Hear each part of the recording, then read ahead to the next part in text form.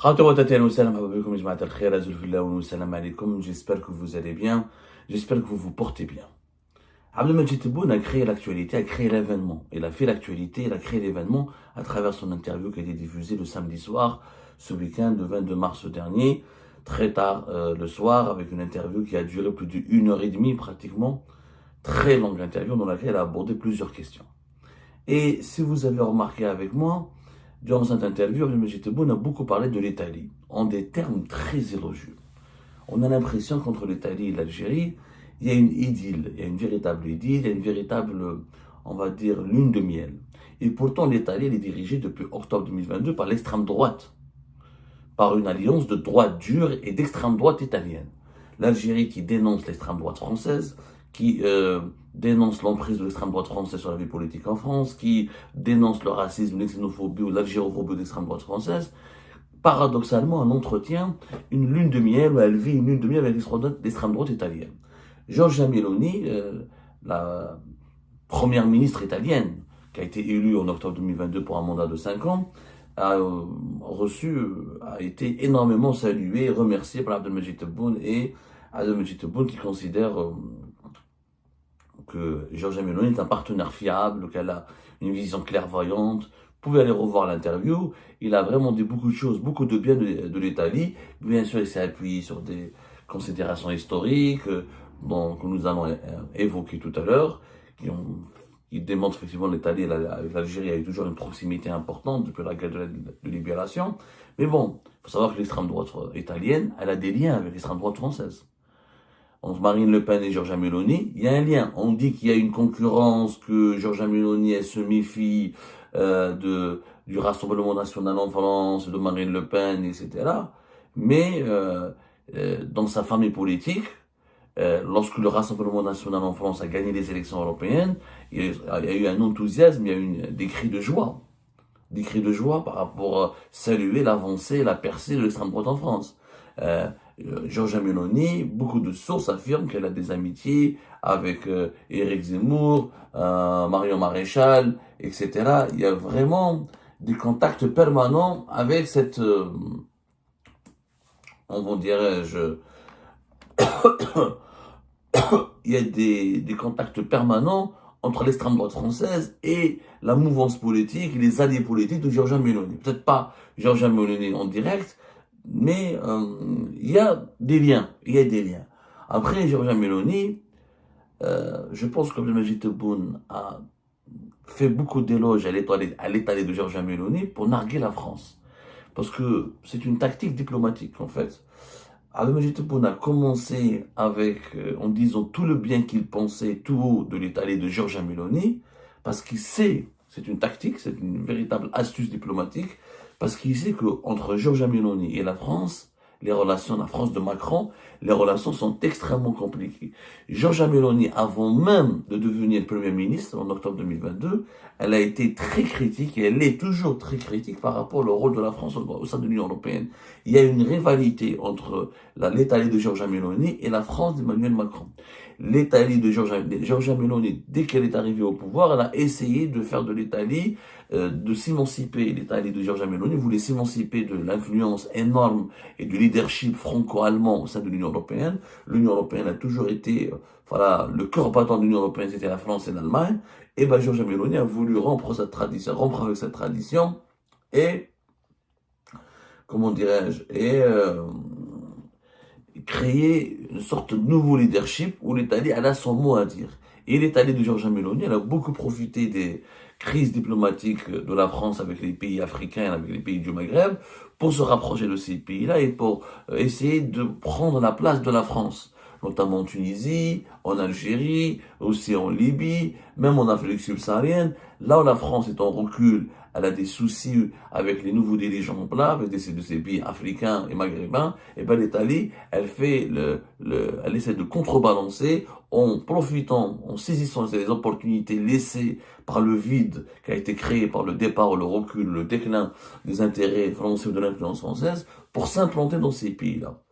Et sa stratégie a fonctionné. De 2022 à 2024, Giorgia Meloni, avec la Tunisie, avec la Libye et avec l'Algérie, elle a créé des partenariats extrêmement solides, qui ont permis à l'Italie de devenir un pays influent, respecté et considéré comme crédible par les Algériens, les Tunisiens et les Libyens. Mais il faut revenir un peu dans le passé.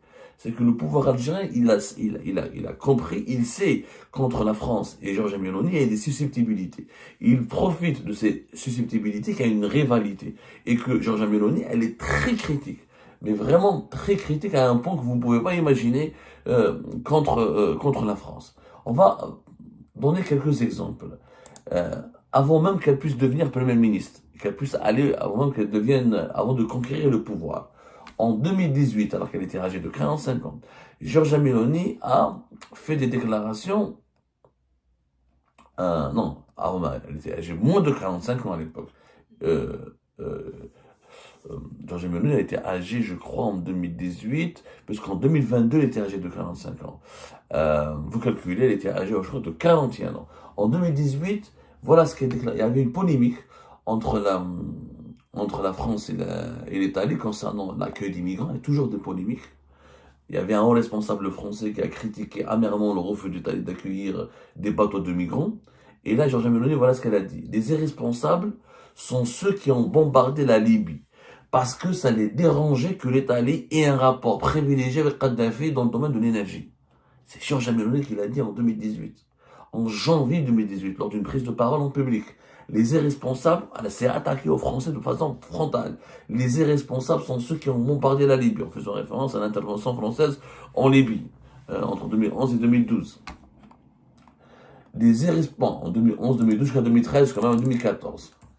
L'intervention française en Libye, elle a duré d'ailleurs plusieurs années, et 2011, elle a commencé entre 2011 et entre mars 2011 et octobre 2011, et avec des conséquences qui ont duré jusqu'à 2014-2015, voire jusqu'à aujourd'hui encore, parce qu'il y a une guerre civile qui ne s'est pas estampée malheureusement en Libye, qui est un pays qui est toujours divisé et ravagé par les conséquences fâcheuses d'un effondrement trop brutal et trop hâtif du régime de Kadhafi, un effondrement qui a été provoqué par une intervention militaire pilotée essentiellement par la France. Toujours durant la même période, ce qu'elle a dit, Giorgia Meloni, en 2018, avant qu'elle arrive au pouvoir, la France continue d'exploiter l'Afrique en imprimant la monnaie de 14 pays africains sur lesquels elle met sa signature, en faisant travailler des enfants dans les mines. Au Niger, la France extrait 30% de l'uranium qui sert à faire fonctionner les centrales nucléaires, alors que 90% des Nigériens vivent sans électricité. C'est extrêmement dur. Même des présidents africains, même des leaders africains, même des opposants africains à l'époque n'avaient pas un discours aussi anti-français, aussi lucide, aussi clair, aussi engagé, aussi agressif contre les intérêts de la France.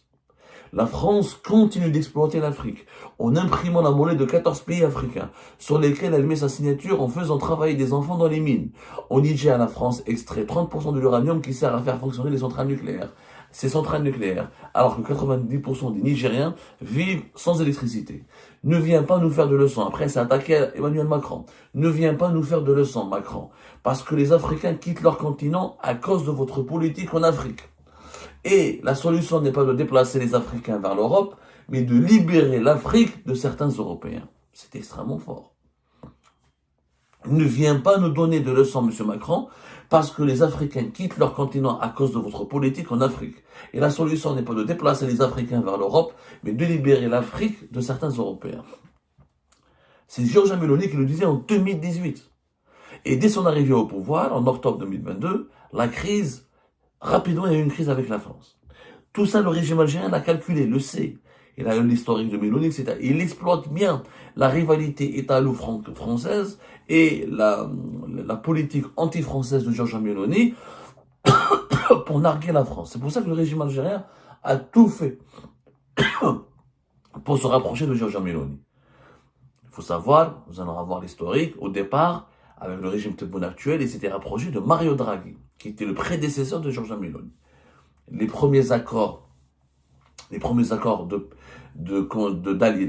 alliances renforcées, approfondies avec l'Italie et le régime Tebboune ont été signées par le prédécesseur en 2022, en 2021, négocié en 2021 et signé officiellement en 2022, à l'époque de Mario Draghi, le prédécesseur de Giorgia Meloni. Le régime algérien n'a pas eu peur de Giorgia Meloni, alors que c'est l'extrême droite, en dépit de sa proximité idéologique, de ses liens même personnels.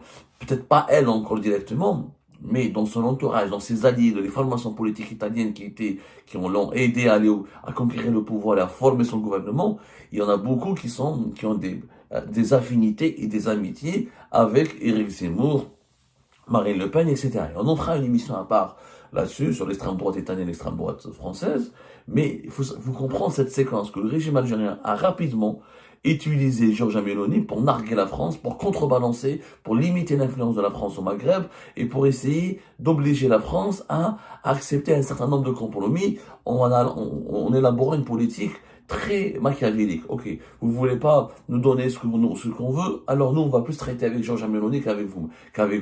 Et Giorgia Meloni est votre rivale, elle est votre concurrente.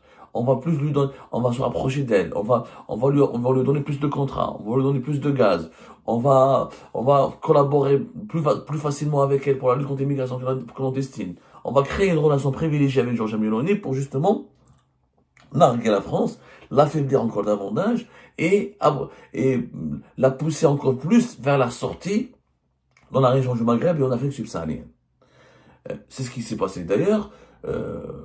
La crise entre Giorgia Meloni et la France a rapidement éclaté dès son arrivée au pouvoir. D'ailleurs, en novembre, elle est arrivée en octobre 2022. En novembre 2022, première crise. Première crise diplomatique. Il y avait des migrants qui ont été transportés par le navire Ocean Viking. Et l'Italie a refusé de l'accueillir. Et les Italiens ont obligé les autorités françaises à l'accueillir. La France, à l'époque, elle a jugé que l'Italie n'avait pas accompli son obligation de secours. D'ailleurs, le ministre de l'Intérieur à l'époque, c'était Gérald Darmanin, le fameux Gérald Darmanin, qui est aujourd'hui ministre de la Justice. Il avait déclaré à l'époque, en novembre 2022, la France regrette très profondément que l'Italie ait pris le parti de ne pas se comporter comme un État européen responsable. La France regrette très profondément que l'Italie ait pris le parti de ne pas se comporter comme un État européen responsable. Ensuite, la France a sanctionné l'Italie pour l'avoir obligé à accueillir le navire Ocean Viking. La France a décidé de suspendre la relocalisation de 3500 réfugiés qui étaient arrivés en Italie. Et elle a fait la pression, elle a demandé à l'Allemagne de faire de même pour sanctionner l'Italie de Giorgia Meloni. Donc, ensuite, les Italiens se sont énervés. Le ministre des Affaires étrangères italien, qui était vice-premier ministre, qui est toujours ministre des Affaires étrangères, Antonio Tajani, avait annulé sa visite à Paris. Parce qu'il a été vexé par les insultes, ce qu'il a qualifié d'insultes inacceptables. En novembre 2022, il avait qualifié le gouvernement italien par la voix de son ministre des Affaires étrangères, qui est aussi vice-premier ministre, M. Antonio Tajani. Il avait qualifié les propos de Darmanin d'insultes inacceptables. Ensuite, il y avait une bagarre au sein du Parlement européen. Celui qui était celui qui est devenu ministre des Affaires étrangères pendant un temps si court en 2024, M. Stéphane Séjourné, qui était un ami proche d'Emmanuel Macron. Il était le président d'un groupe parlementaire qui regroupe tous les partisans et les alliés de Macron au sein du Parlement européen. Il avait fait pression au sein du Parlement européen pour dénoncer l'Italie de Mme Meloni, en parlant d'une politique injuste, inhumaine et inefficace en matière d'immigration. La crise a duré longtemps, elle a duré jusqu'à 2023. Il fallait attendre que 2023, qu'en mai 2023, pour que le chef de la diplomatie italienne et la chef de la diplomatie française à l'époque, c'était Catherine Colonna, puissent se rencontrer et parler. Et renouer le dialogue, et parler des problèmes de l'Ukraine, des problèmes sécuritaires en Europe, etc. Mais ça a été les relations sont très froides. Très très froides. Giorgia Meloni et la France, les relations sont très très froides. Et on raconte que à chaque fois, il y avait une fois, je crois que c'était en 2023, Emmanuel Macron était venu à Rome pour un déplacement privé, et Giorgia Meloni l'a évité, elle ne voulait pas le rencontrer, donc elle a tout fait pour... Giorgia Meloni, elle a un regard extrêmement critique sur la France. Et la France surveille de près la montée en puissance et la politique initiée par Giorgia Meloni. Ça, c'est une vérité, Eshmar. C'est une vérité. Et c'est pour ça que le régime Tebboune parle beaucoup de l'Italie de Giorgia Meloni à chaque fois qu'il a un problème avec la France. D'ailleurs, dès qu'elle est arrivée au pouvoir, il s'est beaucoup rapproché d'elle. Il s'est énormément rapproché d'elle. Il faut savoir que on va faire un petit historique des relations algéro-italiennes. L'Algérie et l'Italie sont des amis et des partenaires bien avant le régime Tebboune, depuis l'époque de Bouteflika, depuis même les années 90. Entre 91 et 93, l'Italie a effectivement volé au secours de l'Algérie, qui était étouffée par une crise financière et une crise politique très dangereuse, qui était pratiquement en situation de cessation de paiement, parce qu'il y avait la crise, il y avait le choc pétrolier de 1986, il y avait les événements de 88, il y avait le début de la décennie noire, la crise politique, et l'Algérie avait énormément de problèmes économiques et sociaux et politiques. Elle avait besoin de financement pour assurer sa survie. Et l'Italie, à l'époque, avait consenti à un prêt de 7 milliards et demi de dollars. C'est l'Italie qui a vraiment sauvé l'Algérie. Pour dire la vérité, à l'époque, elle a donné des crédits importants à l'Italie, à travers une agence italienne qui s'appelle la SAS, qui est un organisme italien chargé de couvrir les risques des financements pour les exportateurs. C'est un assureur qui couvre les risques de financement pour les exportateurs italiens. Et l'Italie avait trouvé une idée géniale à l'époque. Elle avait prêté en premier lieu 2,5 milliards de dollars pour faciliter les remboursements des crédits algériens que l'Algérie avait contractés préalablement pour l'Italie. Donc il fallait, pendant 3 ans que l'Algérie rembourse l'Italie, elle n'avait pas de quoi rembourser l'Italie, donc l'Italie lui a prêté encore un autre prêt pour la rembourser. C'est pour ça que Majid Tebboune parle d'un prêt de 13 milliards de dollars. 13 milliards de dollars, c'était l'ensemble des fonds qui ont été avancés par les Italiens. Mais au début de la décennie noire, l'Italie, elle a avancé à l'Algérie 7 milliards et demi de dollars. 2,5 milliards de dollars, c'était pour faciliter le remboursement de crédits pendant 3 ans. Et une deuxième tranche de 4,5 milliards de dollars, qui a été portée ensuite jusqu'à 5 milliards de dollars, pour permettre à l'Algérie de financer l'achat de biens d'équipements et de services en Italie. Comme l'Algérie avait besoin d'importer du rang à béton, certains équipements industriels, des voitures, etc., pour continuer à répondre à ses besoins, l'État italien a prêté de l'argent entre 4,5 jusqu'à 5 milliards de dollars à l'époque, à condition que l'Algérie achète aux entreprises italiennes. C'est pour ça que les entreprises italiennes ont beaucoup vendu à l'Algérie, ont été beaucoup présentes sur le marché algérien durant la décennie noire. Alors que les entreprises françaises et d'autres entreprises européennes ont quitté l'Algérie, ils ont eu peur des événements des années 90 et ils ont blacklisté et boycotté l'Algérie. Donc, ça c'est une vérité. Depuis les années 90, le régime algérien, le pouvoir algérien n'a jamais oublié cette main tendue de l'Italie. Bon, l'Italie à l'époque, elle a fait ce geste parce elle avait besoin de conserver ses intérêts sur le marché algérien. Elle avait déjà prêté de l'argent. Il y avait des relations importantes. Il faut savoir que la relation les Italiens sont obligés d'avoir de bonnes relations avec l'Algérie, parce que l'Algérie a toujours été parmi ses deuxièmes fournisseurs de gaz. Ça a toujours été la Russie. Après la Russie, c'est l'Algérie. Et depuis le début de la guerre en Ukraine, c'est l'Algérie. L'Algérie a toujours constitué entre 25 à 30% des besoins de consommation de gaz naturel de l'Italie. Et ça, depuis les années, on a commencé à faire le transmettre depuis la fin des années 90, fin des années 70, le fameux gazoduc Trans-Mediterranean Pipeline qui a porté le nom d'Enrico Mattei. Enrico Mattei est un personnage historique dont nous allons parler plus tard. On envisage de lui consacrer une émission pour comprendre la profondeur historique des relations algéro-italiennes. Parce que Enrico Mattei, il en a parlé à Abdelmajid Tebboune, mais beaucoup d'Algériens et d'Algériens ne le connaissent pas, ne savent rien de lui. C'est un personnage clé qui a aidé l'Algérie avant même son indépendance, en mettant à la disposition de l'Algérie une assistance technique pour que le FLN à l'époque, pour que les indépendantistes algériens négocient de façon efficace la récupération de richesses du sous-sol algérien, notamment le pétrole et le gaz, c'est-à-dire les hydrocarbures. Mais ça, on ne pourra pas tout dire dans cette émission. Mais retenez qu'effectivement, il y avait un partenariat, une alliance historique. D'ailleurs, à l'époque de Bouteflika, rapidement, dès que Bouteflika est arrivé au pouvoir, on peut remercier l'Italie de ce qui a été fait de son geste, comme l'Italie a été présente aux côtés de l'Algérie au début des années 90, et il y a eu la signature en 2003 du traité d'amitié, de coopération et de bon voisinage, qui prévoit d'ailleurs plusieurs mécanismes de partenariat et de coopération bilatérale. Parmi ce qui a été prévu, parmi les cadres de coopération qui ont été mis en place grâce à ce traité d'amitié entre l'Italie et l'Algérie en 2003, c'est le sommet intergouvernemental. Ce traité appelait les deux pays, pendant une période bien précise, d'organiser chaque fois, un sommet intergouvernemental, une fois en Algérie, une fois en Italie. Le premier sommet s'est tenu en Italie en novembre 2007. Sur la présidence, à l'époque, c'était Romano Prodi et Abdelaziz Bouteflika. Ensuite, le deuxième, c'était le 14 novembre 2012, qui était à Alger, c'était le deuxième sommet, présidé par Bouteflika et à l'époque, il y avait le Premier ministre Mario Monti. Ensuite, il y avait un troisième sommet, qui a été présidé par Matteo Renzi et le Premier ministre algérien Abdelmalek Sellem, qui s'est tenu le 27 mai 2015.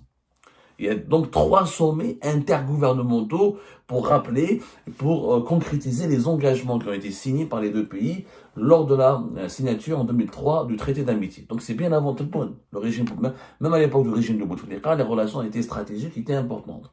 Il y avait, juste avec Tebboune, ce qui est nouveau, c'est que Tebboune a organisé la visite d'État du président de la République italien, Sergio Mattarella, qui est venu à Alger, à Annaba, le 6 et 7 novembre 2021. Ensuite, il y a eu la visite d'Abdelmajid Tebboune en mai 2022 en Italie. Ensuite, il y a eu le 4e sommet intergouvernemental qui a été fait à Alger à l'époque du Tebboune le 18 juillet 2022. Il a été présidé par Tebboune et à l'époque le prédécesseur de Giorgia Meloni, Mario Draghi. Donc, c'est Draghi qui a signé des accords importants. C'était en juillet 2022 que l'Algérie s'était engagée auprès de l'Italie à lui fournir, à augmenter de 20 à 30% ses livraisons de gaz entre 2022 et 2023. On a commencé à parler d'un volume supplémentaire de au moins 4 milliards de mètres cubes. Il faut savoir que l'Italie nous prend chaque année une vingtaine de milliards de mètres cubes. Quelquefois c'est 22, 25, je crois que les meilleures livraisons d'Algérie vers l'Italie, c'était 28%. L'Algérie a toujours été, d'ailleurs à l'époque de Bouteflika, il faut savoir qu'en 2009, l'Algérie a fourni il y a une année où l'Algérie, c'est en 2009-2010, a fourni jusqu'à 50% des besoins de gaz naturel de l'Italie. Donc, c'est très ancien, les relations entre l'Italie et l'Algérie. Parce que l'Algérie est un fournisseur de gaz important, donc les Italiens ont toujours veillé à ce qu'ils tissent des relations stratégiques et importantes avec l'Algérie. Donc, il faut savoir que ça ne date pas du régime Tebboune. Le régime Tebboune n'a pas de mérite. Le seul mérite, c'est que Tebboune a actualisé ses accords dans le sillage des conséquences fâcheuses de la crise énergétique provoquée par la guerre en Ukraine en 2022, et l'Algérie a livré encore davantage de gaz. Elle a pu livrer encore davantage de gaz, on parle de 25 à 28 milliards de mètres cubes. Et ça c'était en 2008, juste avant, Mario Draghi est parti, donc Giorgia Meloni, en arrivant au pouvoir, elle a conservé ses accords avec l'Algérie. Et le régime algérien, il n'a pas paniqué. Il n'a pas paniqué quand il a vu que Mario Draghi, celui avec lequel il a négocié, est parti. Même si elle est de l'extrême droite, et s'est rapproché de Giorgia Meloni, il a continué. Donc il y avait les négociations plan Afrique le plan Mattei pour l'Afrique, mais l'Algérie a pris un investissement important, notamment dans le domaine de l'agriculture et de la formation, des investissements de pratiquement 420 jusqu'à même 500 millions d'euros promis par l'Italie à l'Algérie. Il y avait donc il y avait le dialogue stratégique sur les relations bilatérales. À l'époque de Giorgia Meloni, il était bon d'organiser une rencontre qui s'appelle le dialogue stratégique sur les relations bilatérales et les questions politiques et de sécurité globale entre l'Algérie et l'Italie. Ça a été organisé le 5 août 2024. Il a été présidé par les secrétaires généraux des ministres des Affaires étrangères algériens et italiens. Donc le régime algérien a poursuivi la même politique à l'égard de Giorgia Meloni. Pourquoi? Parce que il avait compris qu'avec Giorgia Meloni, il peut narguer la France, il peut contrebalancer avec l'influence française, en essayant d'aider les Italiens à renforcer leur influence dans la région.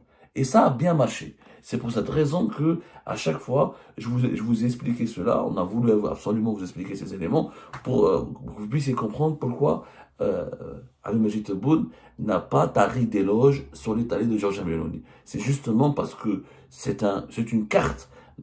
Le partenariat d'Algérie avec l'Italie est une carte géopolitique et diplomatique importante pour le pouvoir algérien actuel qui lui permet de contrebalancer, de limiter l'influence de la France dans la région et de négocier avec la France des compromis en position de force. C'est pour dire aux Français, vous n'êtes pas les seuls maîtres à bord, vous n'êtes pas la première force dans la région. Si vous continuez à nous emmerder, à nous faire chier, ou vous voulez pas trouver des compromis acceptables avec nous, eh ben nous on va construire nos relations, on va développer nos relations avec les Italiens et on mettra de côté nos relations avec la France.